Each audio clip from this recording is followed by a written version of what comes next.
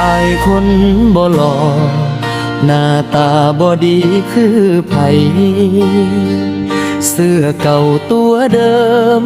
ใส่มาตั้งโดนปานใด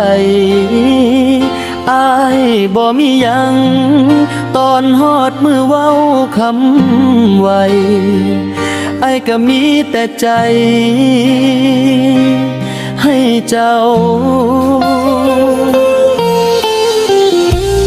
โตดีว่าไอ้มันบ่คือเขา